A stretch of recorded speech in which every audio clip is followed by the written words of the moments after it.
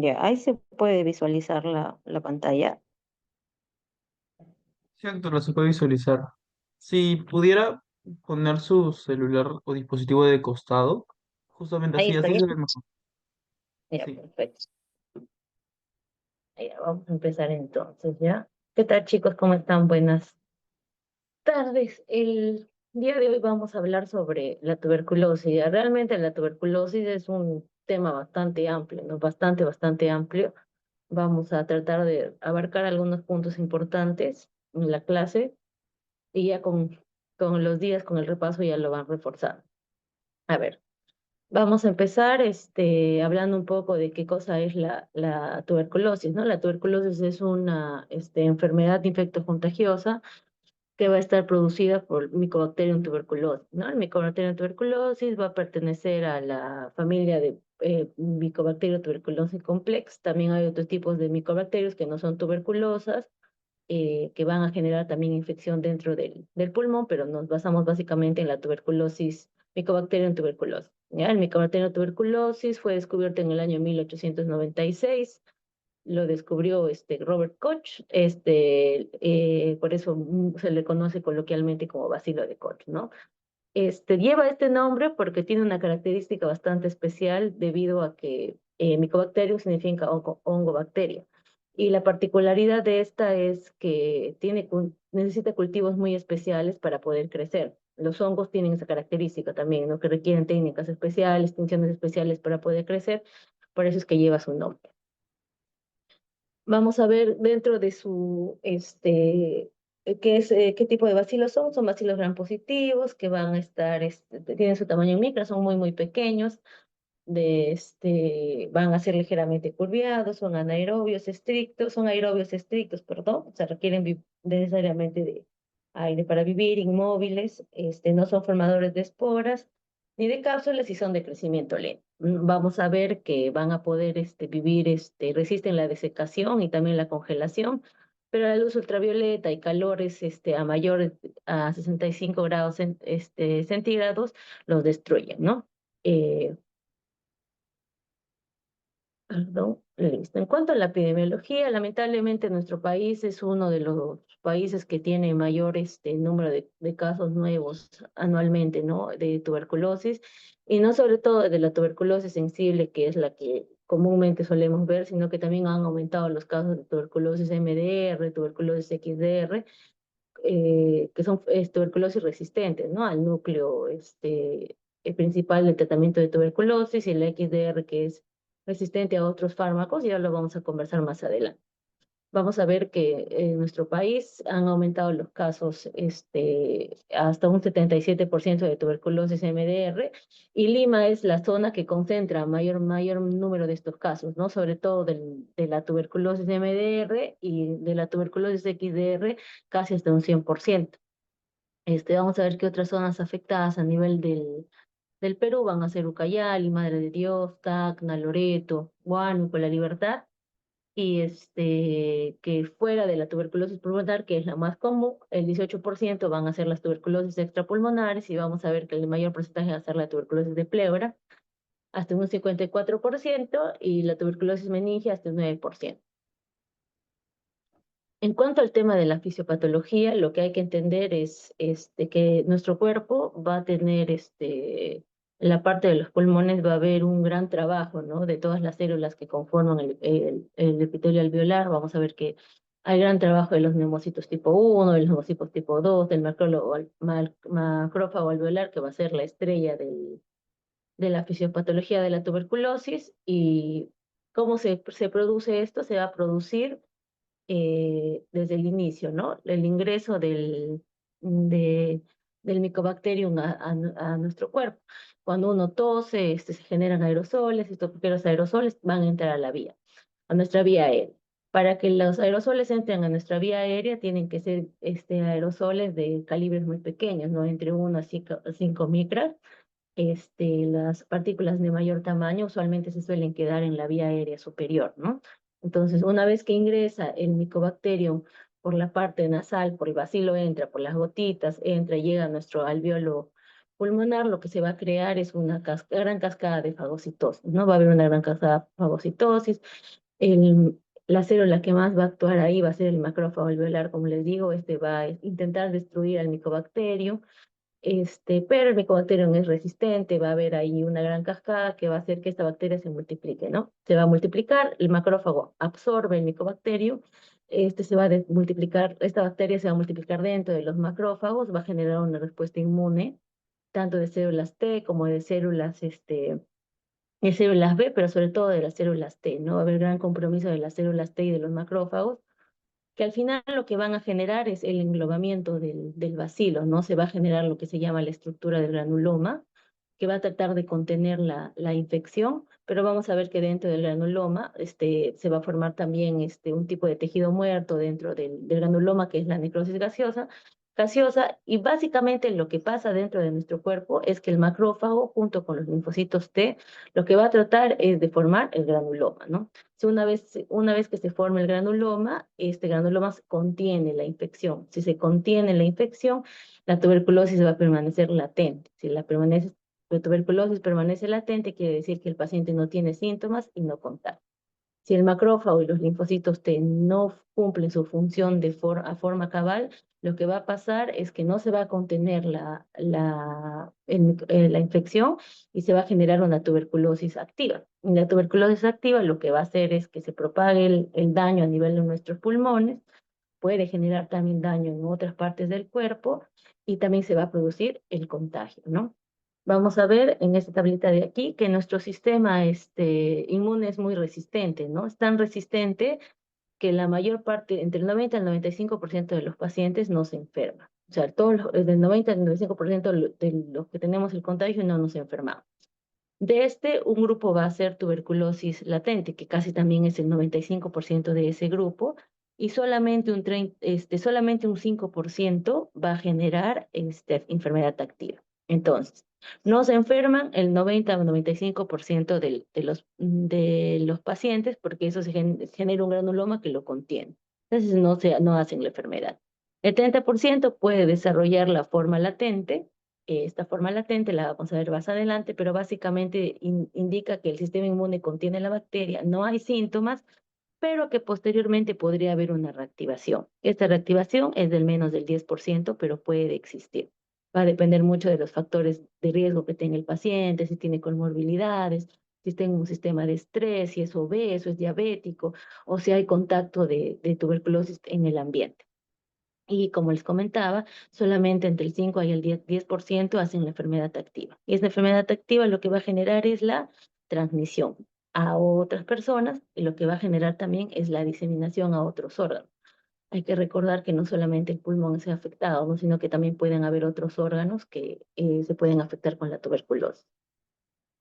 Vamos a ver que los factores de riesgo son muy importantes para el desarrollo como factores para el desarrollo de la tuberculosis. No vamos a tener el consumo del tabaco, mucho tiene que ver la contaminación, la cocina con leña, la polución del medio ambiente también actúa como factor de riesgo. Vamos a tener también ambientes proinflamatorios dentro de nuestro cuerpo, los pacientes obesos, los pacientes que tienen diabetes, los pacientes de sexo masculino se consideran también más propensos a realizar la infección. Y a diferencia de lo que se cree, que los pacientes que ya han tenido tuberculosis anteriormente tienen mayor posibilidad de sufrir otro episodio de tuberculosis, ya una nueva reinfección. Esto de aquí va disminuyendo con los años después del contagio con la tuberculosis, pero son más propensos, ¿no? A veces los pacientes creen que porque ya tuvieron no les va a volver a dar, pero al contrario, porque hay que ver cuáles son los factores de riesgo que inducieron a la primera tuberculosis. Y muchas veces esos factores de riesgo no se corrigen, el hacinamiento, la obesidad, el tabaquismo, muchas veces no se llega a corregir. Entonces el paciente sigue viviendo en un lugar o sigue teniendo las mismas condiciones que le generaron la tuberculosis inicial. Y también hay que ver cuánto de secuela deja al pulmón, porque eso también actúa como un factor de riesgo, ya que el pulmón no va a estar al 100%, ¿no? Vamos a ver que en cuanto al diagnóstico, van a haber muchos cosas que tenemos que tener en cuenta. Lo más importante siempre como comentamos en las prácticas, es la clínica, ¿no? Importa mucho el tiempo de enfermedad, la clínica del paciente, cuáles son sus síntomas. Una vez que nos orientamos al diagnóstico, vamos a pedirle exámenes complementarios, ¿no? Los exámenes complementarios van a tener una radiografía, la vaciloscopía en esputo, y el diagnóstico definitivo para tuberculosis pulmonar es el cultivo, ¿no? Vamos a tener el cultivo del esputo. Para tuberculosis extrapulmonares como la de pleura, la renal, la dérmica, la mamaria, necesariamente un tema de biopsia. Salvo en el cerebro, ¿no? Que también la indicación es que se haga una biopsia, pero no le vamos a hacer una biopsia si ya tenemos la confirmación con otros exámenes. Y los síntomas van a depender bastante de en qué lugar se produzca la tuberculosis. La tuberculosis puede dar en cualquier lado, chicos, en la piel, en los ojos, cerebro, riñón, en las mamas, en genitales masculinos, en el hueso. Este puede ir en el corazón, se puede ir a cualquier lado. Entonces, los síntomas van a depender de la ubicación de la tuberculosis. En el caso muy puntual de la tuberculosis pulmonar, el síntoma principal siempre va a ser la tos, ¿no? La tos productiva, puede acompañarse de ser una tos hemoctoica, sí, pero solamente en el 37%. La pérdida de peso también es bastante florida, ¿no? Hasta en un 74%. El paciente puede tener fatiga, sudoración nocturna, puede tener fiebre, pero usualmente el síntoma más importante es la tos y la pérdida de peso. Vamos a ver que para hacer el primer diagnóstico de tuberculosis acompañado de una radiografía, vamos a tener la baciloscopía directa, ¿no? La tinción que se tiene que utilizar para ver el bacilo es la tinción de 100 Nielsen. Se necesitan entre 5.000 a 10.000 bacilos por mililitro para que una muestra sea buena y se pueda hacer la lectura de la baciloscopía. También hay que recordar que la baciloscopía es lector dependiente, ¿no? Mientras más experiencia tenga el microbiólogo que haga la lectura de nuestra baciloscopía, va a haber mayor éxito en hacer el conteo de estos bacilos. Y las cruces se van a dividir por bar, ¿no? Vamos a ver muy importante que entre 1 a 9 bars en 100 campos es pausivacilar, ¿no? Aquí vamos a dar tratamiento dependiendo de cómo está nuestro paciente, de qué antecedentes tiene, pues se podría iniciar tratamiento y se considera como positivo. Y positivo una cruz, 2 cruces, 3 cruces, de acuerdo al número de bars que se encuentran por campo. Luego, lo que importa también, o lo que es muy importante, es el cultivo, ¿no? Como les decía, sobre todo para tuberculosis pulmonar, el cultivo es el gold estándar del diagnóstico. Vamos a ver que en el cultivo solamente vamos a necesitar 10 bacterias por mililitro a comparación de las 5.000 bacterias que necesitamos por mililitro en el vaciloscopía directa, ¿no? Tenemos cultivos de muestras no estériles y de muestras estériles. Vamos a tener los cultivos que son sólidos y son líquidos. Y siempre se pide que combinemos un cultivo sólido con un cultivo líquido. ¿Ya? Vamos a ver aquí que también tenemos las pruebas de sensibilidad. Las pruebas de sensibilidad nos van a ayudar a medir la resistencia, ¿no? Si nosotros determinamos que un paciente tiene desde el inicio resistencia a algún fármaco, la tasa de éxito del tratamiento es mayor. Si nosotros no pedimos en forma oportuna las pruebas de sensibilidad, podemos estar dando tratamiento sensible a un paciente que es XDR o a un paciente que es MDR, lo que va a generar que haya falla en el tratamiento, lo que haga que sus esquemas sean más largos y lo que va a generar mayor resistencia. Y entonces las pruebas de sensibilidad también son importantes. Los métodos pueden ser directos y indirectos. Los directos se hace directamente del esputo y los indirectos se necesita primero el cultivo y de ahí se sacará la prueba. Existen varios tipos de pruebas de sensibilidad. Les he dejado aquí las que son más comunes, el BACTEC MGIT 960, las pruebas de proporciones. Hay muchas, los he puesto en la diapositiva para que lo tengan. El que van a utilizar con mayor frecuencia y el que es uno de los que nosotros utilizamos más es el GeneXpert, ¿ya? El GeneXpert va a ser una prueba de amplificación de ácidos nucleicos totalmente automatizada. Eso nos va a permitir hacer dos cosas. No tanto el diagnóstico, sino la presencia. Lo que informa esto es la presencia, si hay presencia o ausencia de micobacterio, que también nos puede dar con el diagnóstico, y la resistencia a la rifampicina. Se dice que un paciente que es resistente a la rifampicina tiene hasta el 99% de posibilidad de que sea resistente a la isoniazida. Entonces, cuando ya tenemos resistencia a la rifampicina, nosotros tratamos al paciente con un paciente MDR hasta que salga la resistencia a las demás drogas, ¿ya? Y se puede obtener a partir de muevas de esputo y se sale en 2 horas, ¿no? ¿Se puede hacer en otros lados? Sí, por ejemplo, en líquido pleural, en líquido cefalorraquídeo, sí, sí se puede hacer, pero la sensibilidad va disminuyendo, ¿no? Es más sensible en, en el esputo. Y vamos a tener la prueba del genotype, la prueba del genotype, que es la prueba que va a hacer la amplificación de la reacción en cadena de polimerasa, que también sale entre 6 a 4 horas, depende de dónde se procese la muestra. Esta de aquí lo que nos va a mostrar es la resistencia tanto a rifampicina como a isoniazida, ¿ya? Estos genes de aquí, pues un día hacen la especialidad de neumología, son importantes que lo sepas, cuál es el gen a resistencia a rifampicina, que es el GRPOB, la resistencia alta isoniazida, que es el gen KG, y la resistencia baja isoniazida, que es el INHA, ¿ya? Esta prueba no se utiliza para monitorizar el tratamiento, porque también puede detectar bacterias no viables. Lo mismo que el caso del GeneXpert. Como el GeneXpert estudia los ácidos nucleicos, estos se pueden quedar todavía dentro del pulmón, así el paciente esté sano, curado. Entonces no sirven para hacer este monitoreo, ya solamente sirven para diagnosticar resistencia y en algunos casos, como el de GeneXpert, para diagnosticar tuberculosis, siempre y cuando el cuadro de la tuberculosis anterior, siempre cuando sea su primer cuadro de tuberculosis, o el cuadro de la tuberculosis anterior sea mayor a 5 años. Entonces, ahora vamos a hablar de tuberculosis latente. La tuberculosis latente es lo que estábamos conversando al inicio, ¿no? Cuando ya se forma el macrófago y los linfocitos ahí, el linfocito T hace su trabajo y crea el granuloma, lo que hace es contener la infección. Entonces, yo puedo tener tuberculosis latente. Para tener tuberculosis latente, tengo que tener una de estas dos pruebas positivas, la prueba de tuberculina o la prueba de IGRA, y yo tengo que tener, tengo que estar sintomáticamente asintomático y tengo que tener una radiografía de tórax limpia. Entonces, tengo mi radiografía de tórax limpia, soy asintomático y me hacen mi pruebita de tuberculina y me sale positivo, y me sale mi IGRA y me sale positivo, yo tengo una tuberculosis latente.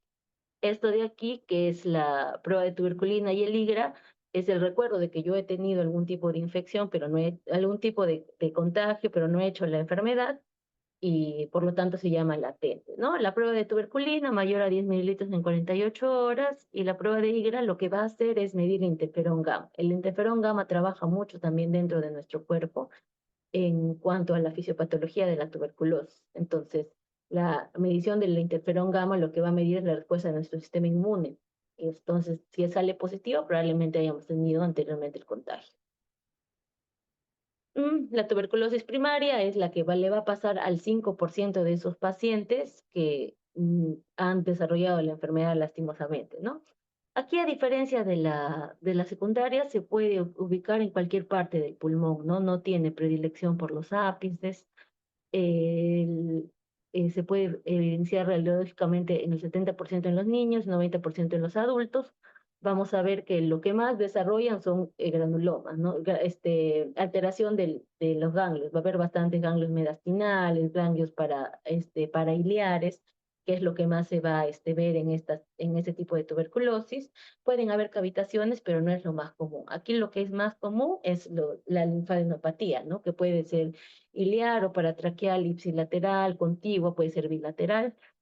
Y de aquí sale la famosa denominación también, que es el granuloma calcificado, que va a ser el tuberculoma. El tuberculoma calcificado es el foco de Gone, y un ganglio calcificado más una lesión de Gone es un complejo de Ramsay, ¿no?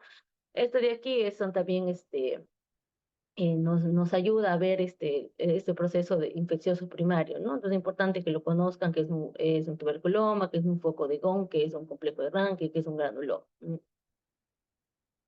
Luego de ello vamos a tener la tuberculosis secundaria, que puede aparecer como una reactivación en ese 5% también de pacientes que quedaron, de ese grupito que quedó como latente. Puede haber una reactivación, y al que haber una reactivación se va a producir la tuberculosis pulmonar secundaria. La tuberculosis pulmonar secundaria tiene predilección por los lóbulos superiores, sobre todo por los segmentos posteriores, hasta un 85%, y por los segmentos superiores de los lóbulos inferiores, ¿ya? Entonces, su ubicación, a diferencia de la primaria, es mayormente suele tener predilección por la zona de la parte de los ápices, porque los ápices son la zona más ventilada del pulmón. Entonces, como tiene más oxígeno, tiene más predilección por ellos, ¿no? ¿Esto qué tipo de lesiones van a dar? Van a tener lesiones de todos los tipos, ¿no? Como ya hemos comentado en el seminario pasado, puede haber cavitaciones, puede haber cavitaciones de paredes gruesas, puede haber consolidado, pueden haber lesiones en árbol en brote, lesiones nodulares, mal definidas, pueden haber diferentes formas de presentación de la tuberculosis pulmonar. Vamos a ver que las lesiones cavitadas son un poco más frecuentes que a diferencia de la tuberculosis primaria, y también se puede presentar las lesiones en árbol en brote, ¿no? Que son nodulitos de 2 o 4 milímetros que están bien delimitados y parece que se ramificaran, que hacen la impresión de un arbolito. Entonces, eso también puede presentarse en la tuberculosis pulmonar secundaria. Y finalmente vamos a tener la tuberculosis pulmonar miliar, que es menos común, es de mal pronóstico y representa diseminación hematógena de la infección de la tuberculosis, ¿no? Una tuberculosis no controlada que hace diseminación por la sangre va a dar esta forma a nivel pulmonar. Se llama tuberculosis miliar porque simula la milia, que va a simular la milia y se va a ver en nuestras imágenes como nódulos, ¿no? Nódulos pequeños de 1 a 3 milímetros. Si nuestro tratamiento tiene éxito, no va a quedar ningún tipo de secuelas, ¿no? Si es un poquito de mal pronóstico, pero sí suele curarse en algunos pacientes, y al curarse es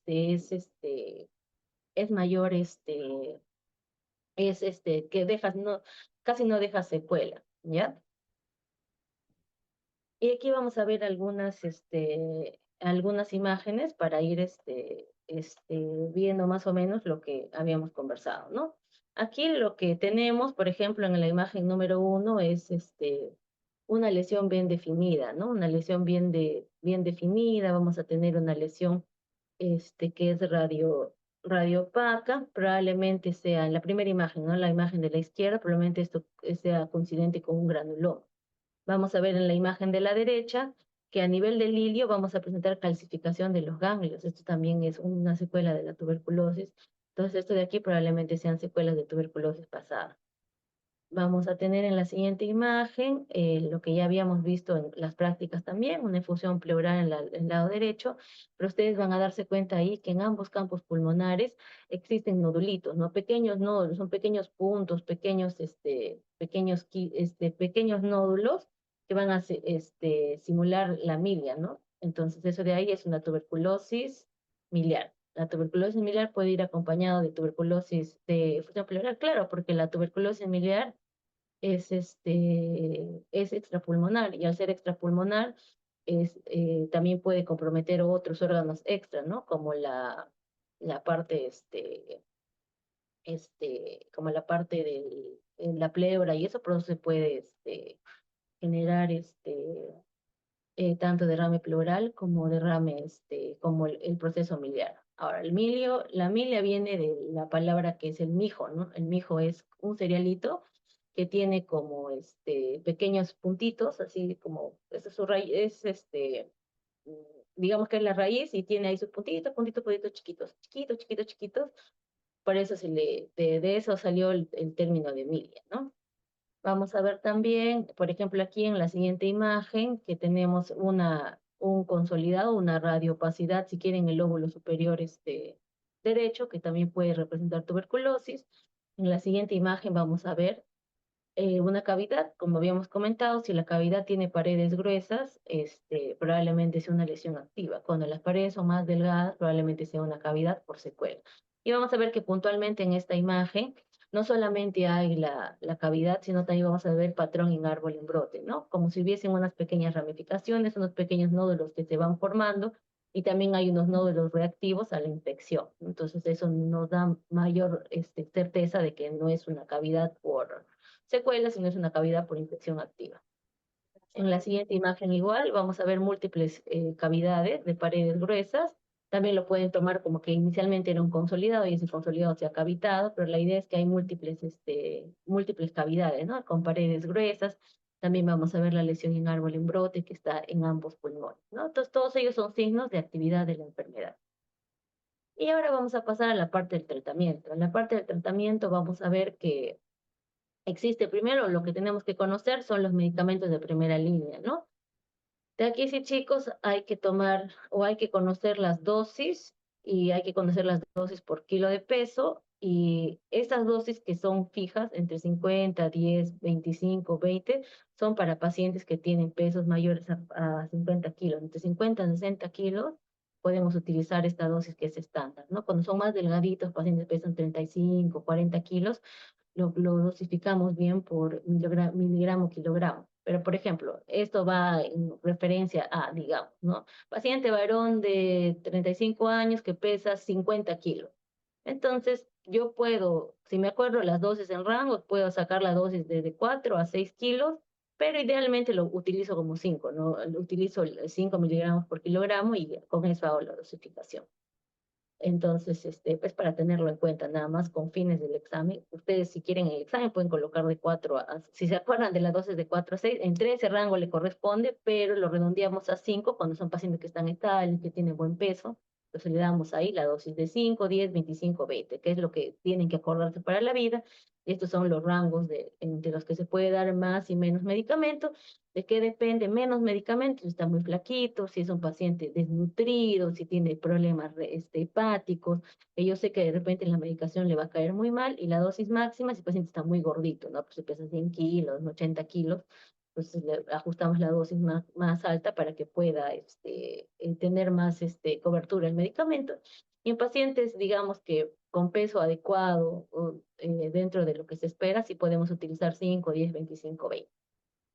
Vamos a ver, y también es importante que sepan cuál es el mecanismo de acción que tiene cada fármaco. Vamos a ver que la mayoría son bactericidas, el medicamento bacteriostático por excelencia es el Tambutol, y tenemos que conocer en qué lugares hacen el daño, ¿no? La rifampicina, isoniazida, pirosinamida, daño hepático, cuál es su metabolismo, perdón, hepático, y por lo tanto puede dar daño hepático.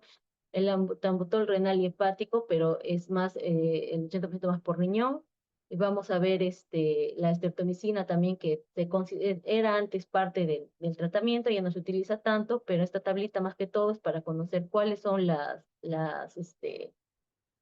su mecanismo de acción y para ver cuál es su metabolismo y el lugar de excreción, ¿ya? Para que lo tengan en cuenta.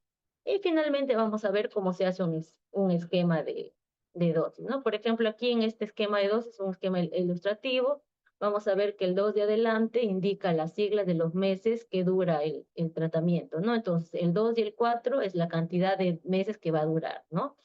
El slash es el cambio de fase. Entonces, ¿qué entiendo? Que mi primera fase me va a durar 2 meses y mi segunda fase me va a durar 4 meses. Las letritas mayúsculas son la abreviatura de cada fármaco y son decidas con I, pero se escribe con H. Rifampicina, etambutol, piracinamida. Y finalmente los números que están detrás de las letras indican el número de veces por semana que se va a llevar.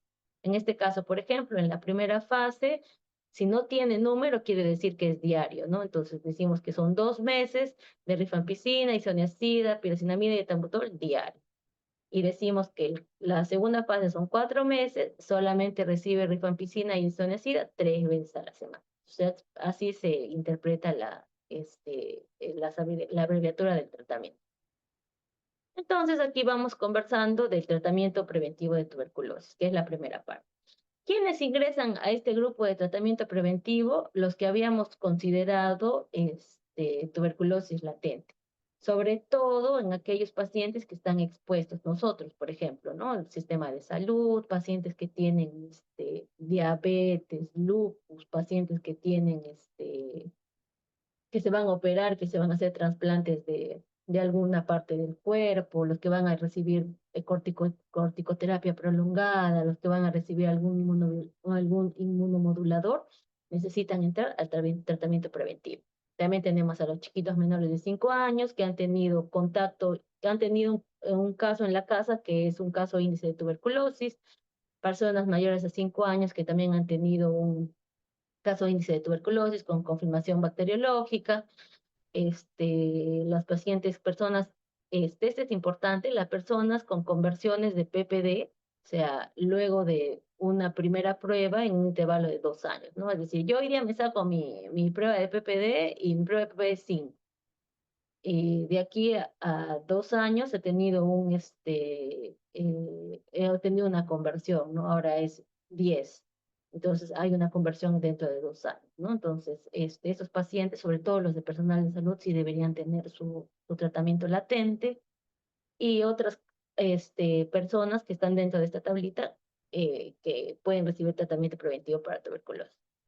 ¿Cómo se hace el tratamiento preventivo para tuberculosis? El tratamiento preventivo para tuberculosis va a depender bastante de la edad, si es de 2 a 14 años o si son mayores de 14 años. Entonces se va a hacer usualmente con medicamentos como la isoniazida, la isoniazida que es a la cabeza. Vamos a ver que podemos tener también dosis fija combinada.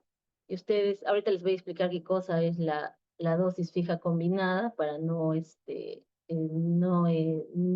tener confusión. Entonces, si ustedes ven la tabla de mayores de 14 años, van a ver que existe el H, que es la isoniazida, y van a ver la sigla P. P no es de piracinamida, porque piracinamida es Z, ¿no? P es de un nuevo fármaco,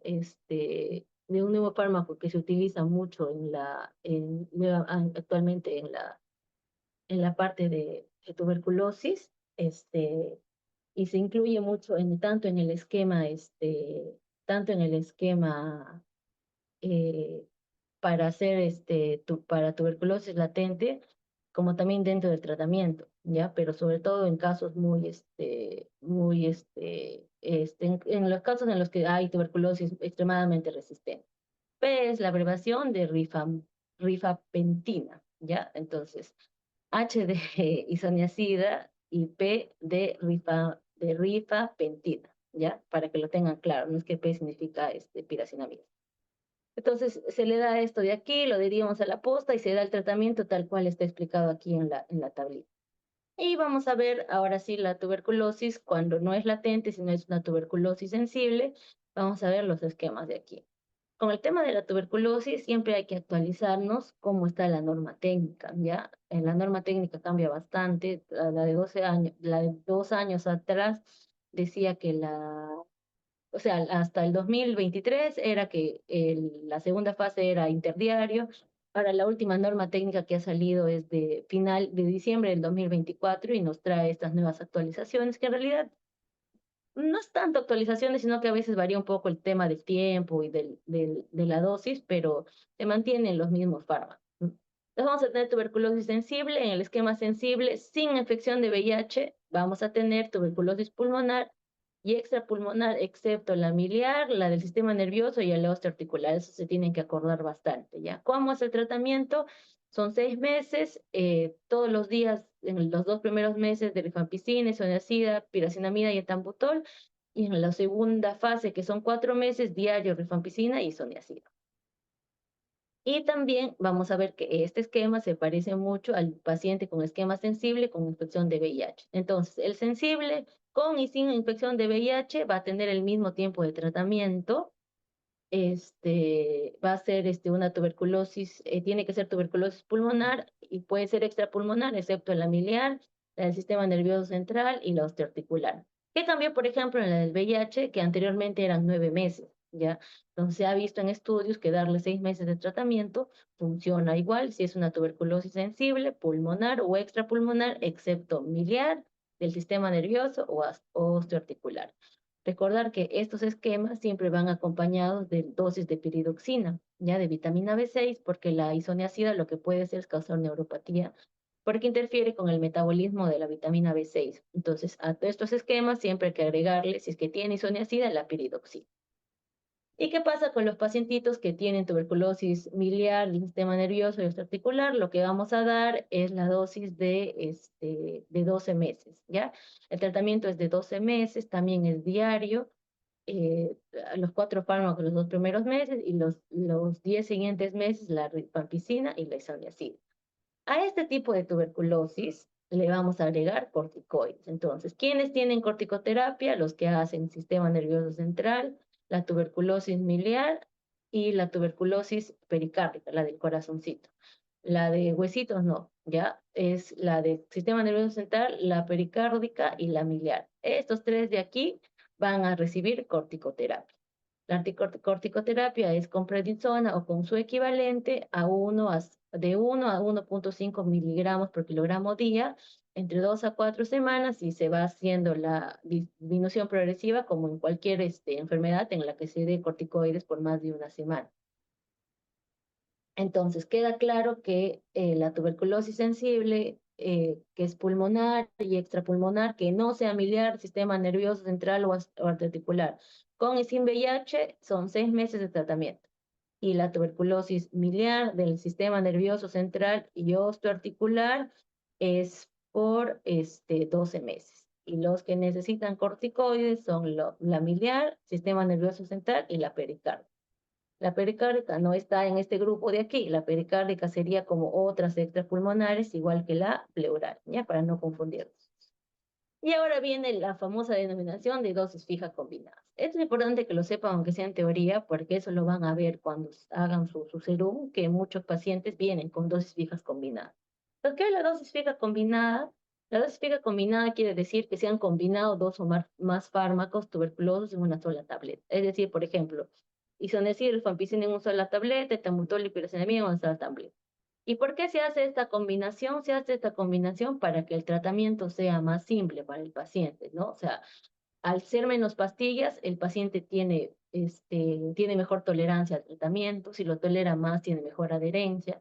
Como lo ve más fácil de tomar, también se adhiere con mayor riesgo, o sea, se adhiere con mayor facilidad. Vamos a ver también que a veces se confunden una dosis con otra dosis, como son menos pastillas, también puede haber un uso más apropiado de los medicamentos. Disminuye el riesgo de la resistencia de los fármacos en el sentido de que como es más fácil de tomar y el paciente se adhiere más, hay menos riesgo de resistencia. La resistencia se va a crear muchas veces cuando el paciente no toma de forma continua su medicamento, ya o sea, toma un día sí, otro no, lo deja, sintió que le cayó mal y ya no lo quiere tomar, entonces ahí se genera la resistencia también. Y también es más fácil que el personal de salud lo pueda monitorizar, ¿no?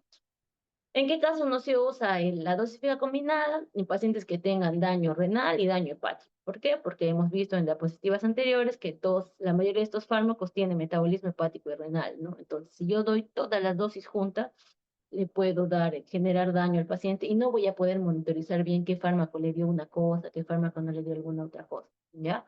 Por eso también dice que los RAM, que es la reacción alérgica a medicamentos, también en este caso no se debe dar la dosis fija combinada, perdón, pacientes que tienen drogoresistencia, claramente, ¿no? Si es resistente a algún medicamento no hay que darle o sea, alguno de los 4 medicamentos no hay que darle combinado, y depende bastante de el consultor, ¿no? O sea, si ustedes ven que hay por ahí alguna otra comorbilidad que podría ser, no sería buena para esta dosis fija combinada, también no se la dan. Dosis fija combinada tenemos aquí, ¿no? En la primera fase, isoniazida, rifampicina, etambutol diario, y en la segunda fase, rifamicina y isoniazida, ¿ya? Entonces aquí tal cual dice la dosis, no se necesitan aprender la dosis de la dosis fija combinada, solamente recuerden cuál es el concepto de dosis fija combinada, ¿ya? Y cuáles son sus utilidades. Y vamos a pasar a la tuberculosis resistente. Entonces, todo lo que hemos hablado anteriormente es de tuberculosis sensible, ¿ya? Existe tuberculosis resistente y van a haber varios tipos de tuberculosis resistente. La tuberculosis MDR, que es la multidrogo resistente, va a ser la resistencia al núcleo básico. ¿Cuál es el núcleo básico? Rifampicina y isoniazida. Tenemos la pre-XDR, que va a ser isoniazida, rifampicina y resistencia a alguna fluoroquinolona. Y la XDR, que es la más temida, va a ser el mismo concepto que pre-XDR, solamente que le agregamos al menos un medicamento del grupo A. O si quieren, resistente a MDR, resistencia a isoniazida, rifampicina, alguna fluoroquinolona, y a un medicamento del grupo A. O si quieren es MDR más resistencia a una fluoroquinolona más resistencia al grupo A. Ya cualquiera de las definiciones es válida.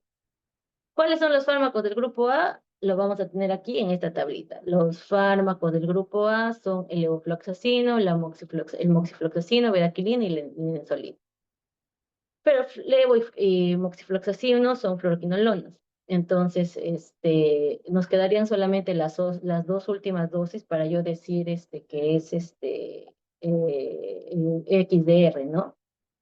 Entonces, se entiende más o menos cómo va el tema de la dosificación. Entonces, dice que XDR tendría que ser resistente o a levo o a moxi, la pre-XDR, perdón, y la XDR tendría que ser resistente por lo menos al levo y de repente a bedaquilina o al indesolido.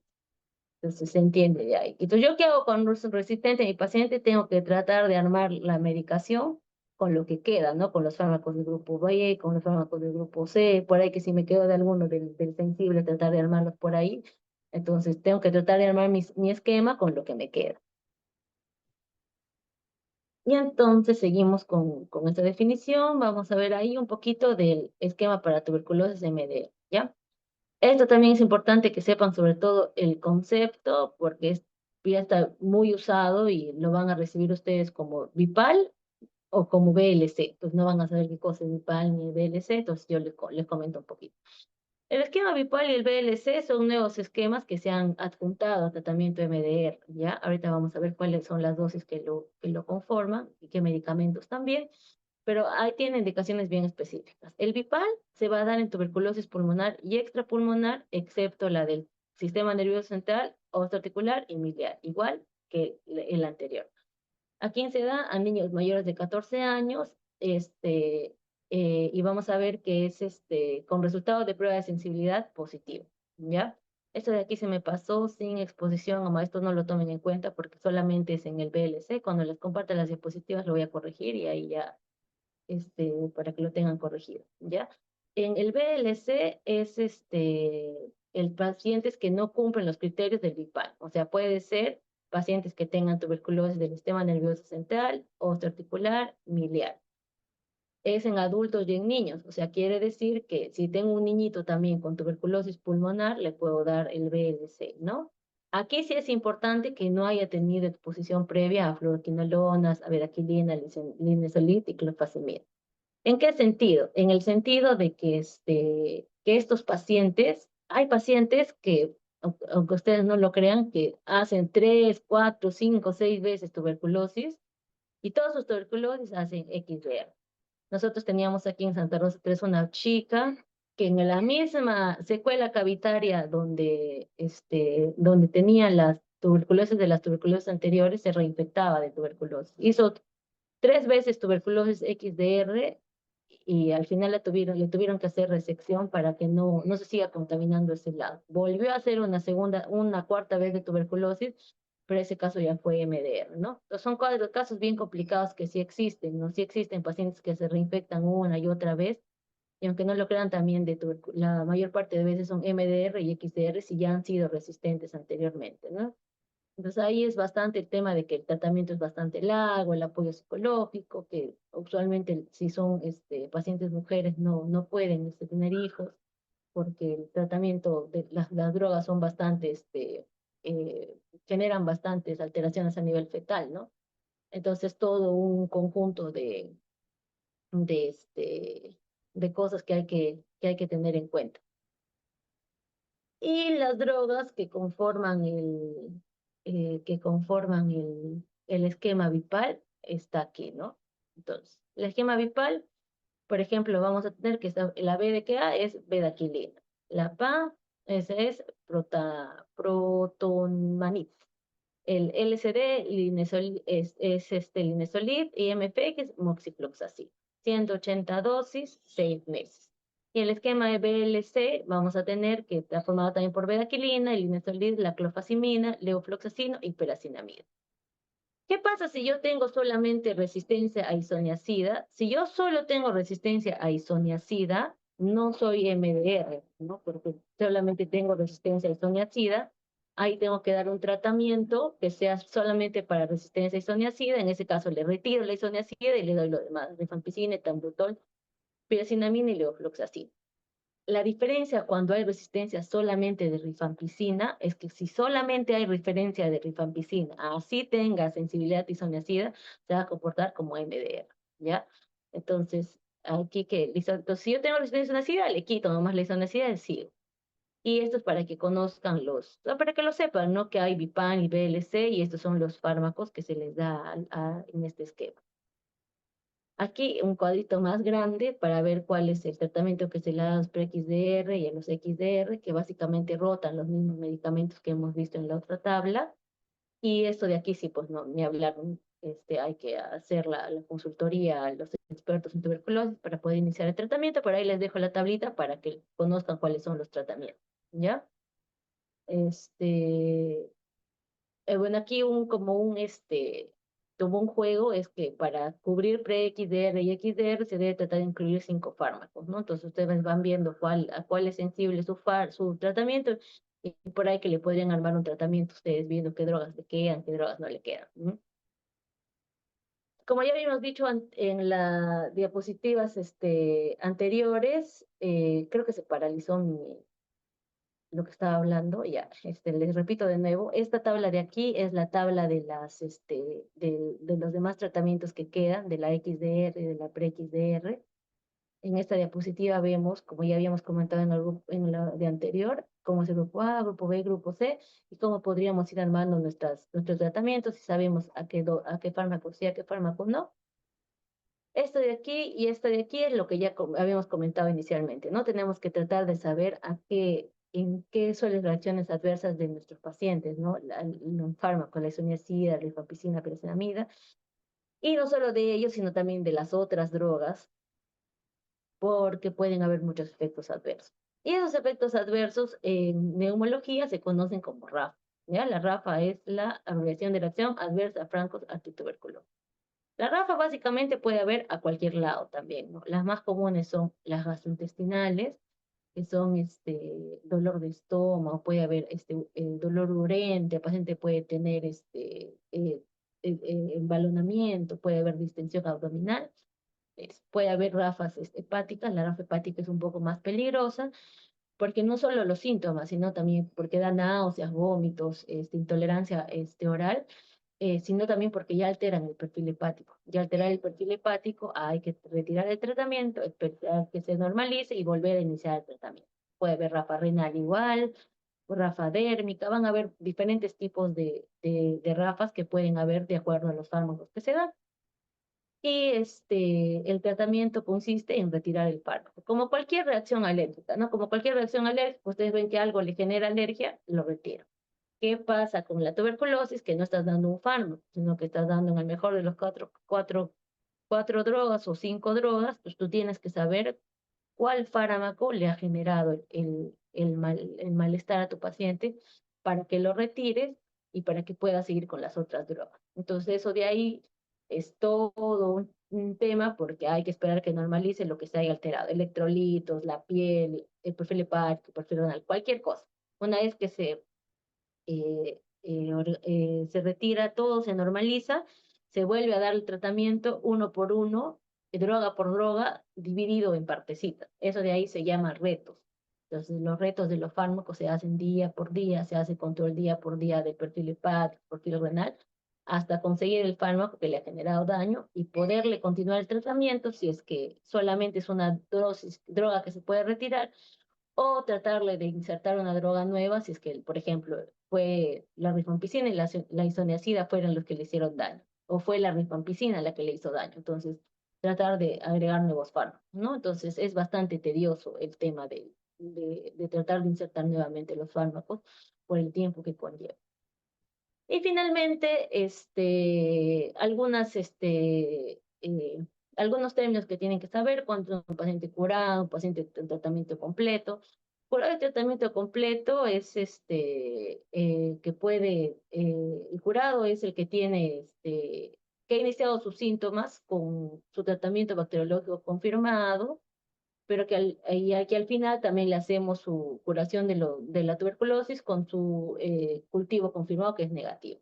El tratamiento completo es el que inicia con una prueba de confirmación, pero que por X motivos no le pudieron tratar no le pudieron tomar su prueba bacteriológica, pero yo sé que el paciente tiene yo sé que el paciente clínicamente, por la radiografía, por todo, ya sé que ha mejorado, ¿no? Y finalmente, enfocarnos bastante en el tratamiento fallido, que si ya después del cuarto mes de tratamiento para tuberculosis sensible, tiene todavía es BK positivo, no hay mejora clínica, sigue con los síntomas, no hay mejora radiológica, no sube de peso. Tratamiento fallido también se relaciona con la reacción adversa a medicamentos, pero es por lo que les comentaba, ¿no? Porque es como que el paciente deja el tratamiento por bastante tiempo, o sea, hasta incluso puede ser por meses, en lo que se trata de reinsertar las drogas. Entonces, si el paciente, o sea, y el cuerpo no lo toma como que, lo está dejando porque, por su bien, ¿no? La tuberculosis lo toma como que, dejó de tomar el fármaco, le voy a hacer resistencia. Entonces puede generar resistencia, y esa resistencia puede generar tratamiento fallido, ¿ya? Entonces, es básicamente un poco de lo que les puedo compartir de tuberculosis. Como ya habrán visto, es bastante amplia el conocimiento de esta enfermedad, ¿no? Y es bien cambiante, hay bastantes estudios que salen conforme va avanzando el tiempo, que nos van a ayudar a mejorar el tratamiento, a insertar nuevas drogas. Lo que yo les recomendaría bastante es que estudien los tratamientos, las dosis, sobre todo del esquema sensible, no tratar de diferenciar cuando hay tratamiento cuando se hace tratamiento para VIH, tratamiento no VIH, tratamiento para tuberculosis sensible, no sensible. Entonces, les recomendaría bastante que traten de saber sobre todo los esquemas más importantes, ¿ya? Eso que les he mostrado de esquema BIPAL, de eso, quizás el concepto, ¿no? ¿Qué cosa es un BIPAL, qué cosa es un BLC, para que ustedes lo tengan en cuenta? Igual de la dosis fija combinada, para que lo tengan en cuenta. No necesitan saberse todos los fármacos que incluyen BLC, el BIPAL o el BLC, porque es bastante complicado. Y bueno, si tienen alguna duda, alguna consulta, me avisan para ir respondiendo por aquí.